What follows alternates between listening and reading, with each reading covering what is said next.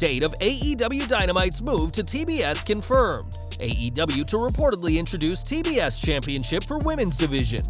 CM Punk on if there's any competition between him and Bryan Danielson in AEW. WWE Superstar urinated himself on live TV. WWE referee quits due to bullying. Wrestler seriously injured in deathmatch, fundraiser taking place. Superstar Billy Graham provides update after hospitalization, talks steroid use and heart damage, and more. We're starting today with AEW Dynamite, which is moving to TBS next year. Details are still scarce on the big move, but we now know when fans will have to switch from TNT to TBS. In a report from Variety, it said that the move will happen on January 5th, 2022, with the first Dynamite of the new era happening that same night. As for Rampage, that'll remain on TNT every Friday at 10 p.m., and as proven with the consistently great viewing numbers and demographic figures, especially in the 18 to 49 group, AEW's relationship with Turner Networks remains as strong as ever. Dynamite's move to TBS will be a massive change for AEW, but it will usher in a new title for the roster to challenge for.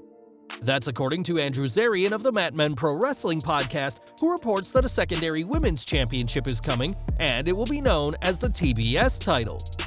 Presumably a sister championship to the TNT title currently held by Miro, it's believed that the title won't be made official until Dynamite begins airing on TBS.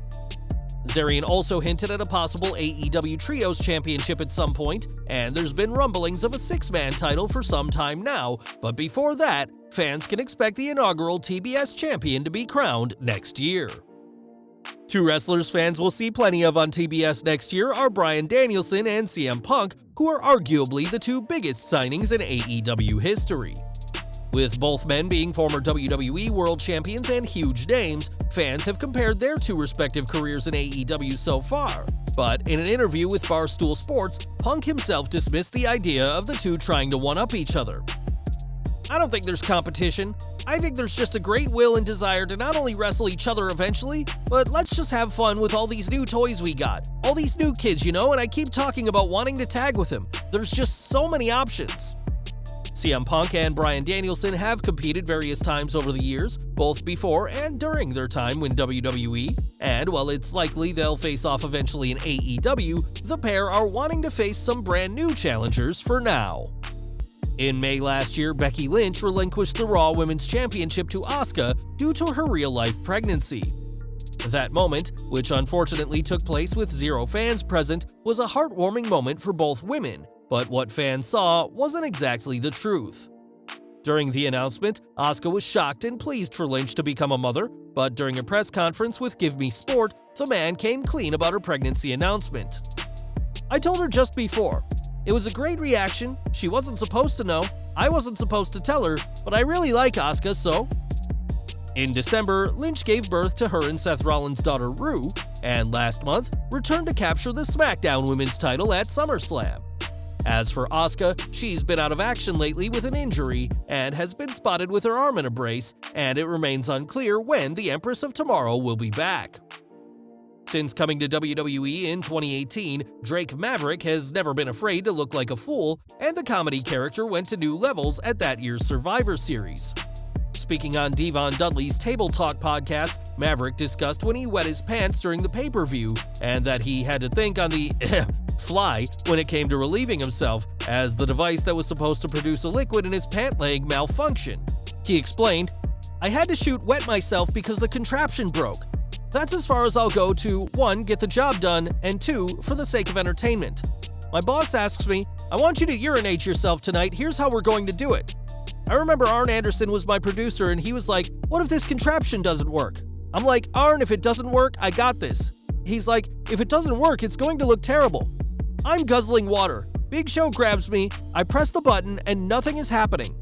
I'm like frozen. A lot of people, from things I've read, assume that I'm pressing a button. There's no button. I intentionally went out in gray trousers and didn't wear underwear just in case. Obviously, with any material, you don't know how thick it is and if water will show up. I'm closing my eyes and just concentrating on getting out as much tinkle as I can, but I'm also trying to make sure that the stream is going to touch the clothing. Where I'm peeing, I'm forcing the material onto myself so it will come through. It was just a trickle, but you could see it and everyone got the gist." When Drake got backstage, he was asked by Road Dogg Jesse James about the contraption, and admitted that it was broken, and after confiding that he had to shoot wet himself, this got a big laugh from Road Dogg, Triple H, and especially Vince McMahon. Traditionally, superstars will shake hands with Vince and the Game, thanking the duo for allowing them to work in the biggest promotion in the world, but on that fateful November night, Maverick and his dripping pants were fortunately excused. With Big Show now gone from WWE, Maverick will hopefully avoid any more accidents like this, and are you surprised by the lengths the British superstar went for the show? Let us know in the comments. For years, Jim Ross worked in WWE as both a commentator and head of talent relations, and he saw a lot go down during his time with the company. On the latest episode of Grilling JR, JR spoke about former WWE referee Billy Silverman, who quit after being bullied during a fight.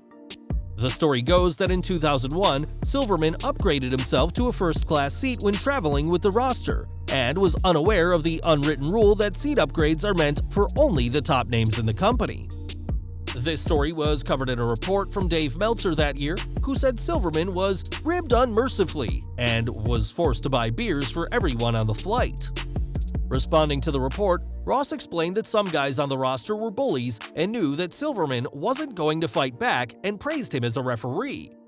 JR added that as head of talent relations at the time, he felt bad that Silverman had been bullied so much that he quit, but questioned what he could have done in that situation. In 2001, PW Torch's Wade Keller added to the reports, saying that Silverman was a target for being reluctant to give up his first-class seat, and verbal ribbing from JBL had led to Silverman quitting. Silverman is now another name on the lengthy lists of people targeted by John Bradshaw Layfield and hasn't returned to WWE in the 20 years since his unfortunate departure. Back to AEW as Bryan Danielson debuted at All Out this month in one of the biggest scores for the company to date. Just 4 months after he was challenging for the WWE Universal Championship, Bryan made his debut for the All Elite promotion, but there were other options for the American Dragon. Speaking to WFAN's Moose and Maggie, Danielson said how it seemed like there were two options, WWE or AEW, but he considered returning to where he made his name in the first place. Part of me was like, or I could just do like an independent schedule where I don't sign with anybody, and I also thought about not coming back to wrestling at all. Before WWE, Danielson was one of the biggest names on the independent scene and would have been an even bigger name now, but the ex-superstar ultimately decided to join AEW in the latest victory for Tony Khan.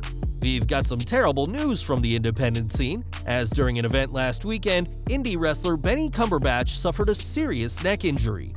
This injury occurred at a Primo's Premier Pro Wrestling event in Denver, Colorado, during the finals of a deathmatch tournament. The spot saw Cumberbatch receive a Canadian destroyer off a balcony into a collection of tables and other debris, and all protective mats in the area had been removed, leaving nothing but exposed wood under the tables. A local favorite in Colorado, Cumberbatch is currently in the hospital, with one source telling Wrestling Inc. things aren't looking so good. A GoFundMe has been created to help Benny out, which has already raised over $11,000 of its $15,000 goal. Primo's Premier Pro Wrestling have also weighed in, saying that all contributions from the deathmatch tournament will go to Benny's medical bills, and we're sending our very best wishes to him and his family at this awful time.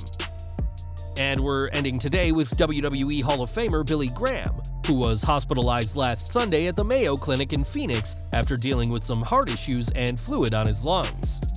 We now have an update on him, as in a Facebook post, Graham revealed that he's back home, but admits that he's very weak right now and can barely lift a spoon of soup to his mouth. In his statement, Graham refutes the idea that his years of steroid usage was a factor, saying that when he asked doctors about his congenital heart disease and atrial fibrillation, he was told that his condition is one millions of US citizens deal with, and it's not influenced by steroids. Graham called his most recent hospitalization a very serious heart episode, but the fact that he's home is a huge step in the right direction. Well guys, that's our news for today. Please share your comments below. Also hit the like button, subscribe to our channel, and hit the bell icon to receive all notifications. And as always, thanks for watching.